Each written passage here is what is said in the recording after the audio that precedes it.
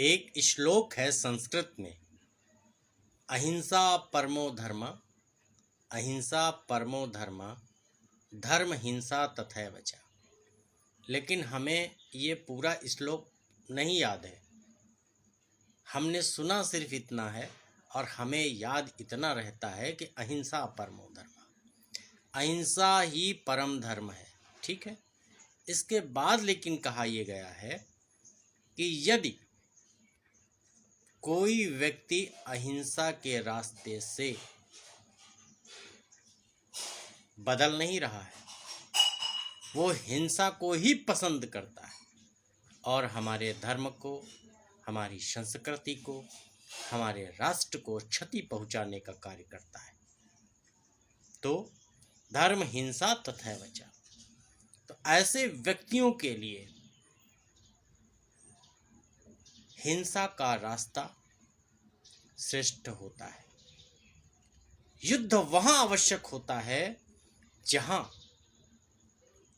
धर्म और अधर्म के बीच लड़ाई हो। धर्म की स्थापना के लिए, शांति की स्थापना के लिए हिंसा के पुजारियों को हिंसा के रास्ते से ही नष्ट किया जा सकता है। हिंसा का रास्ता श्रेष्ठ नहीं होता, लेकिन कभी कभी परिस्थितियां ऐसी आ जाती हैं कि हमें धर्म की स्थापना के लिए, राष्ट्र की सुरक्षा के लिए हिंसात्मक प्रवृत्ति के लोगों के साथ हिंसा का रास्ता अपनाना पड़ता है। क्यों? क्योंकि वे अहिंसा की विचारधारा को समझने वाले नहीं होते। इसलिए हमें हमेशा ये याद रखना चाहिए कि संस्कृत का श्लोक अहिंसा परमो धर्मा ही संपूर्ण नहीं है।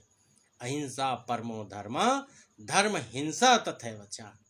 अहिंसा का रास्ता सर्वश्रेष्ठ है, लेकिन जब कभी देश काल और परिस्थितियां हमारे अनुकूल न हो, हमारे सामने वाला हमारी अहिंसात्मक विचारधारा को समझने की क्षमता न रखने वाला हो, तो हमें उसको समझाने के लिए हिंसात्मक तरीकों का प्रयोग करना पड़ता है।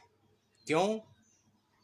क्योंकि एक तरफ जब बंदूकें हों, बारूदें हों, तो उसके सामने हाथ जोड़कर स्तुति नहीं करनी चाहिए। समझ में आया कि अहिंसा परमो धर्म, धर्म हिंसा तथैव च। यदत् आचरेत पुरुषा श्रेष्ठतरो जना, सा यत् प्रमाणम लोकस्तदनुवर्तते, परित्राणाय साधूनां विनाशाय च दुष्कृताम। हमारी गीता भी यही कहती है कि समाज में अच्छे व्यक्तियों की स्थापना के लिए, शांति की स्थापना के लिए, उस शांति को भंग करने वाले दुराचारी, दुष्ट, धूर्त और राक्षसी प्रवृत्ति जैसे व्यक्तियों का विनाश परम आवश्यक होता है। अहिंसा परमो धर्म, धर्म हिंसा तथैव च। जय हिंद, जय भारत, सत्यमेव जयते।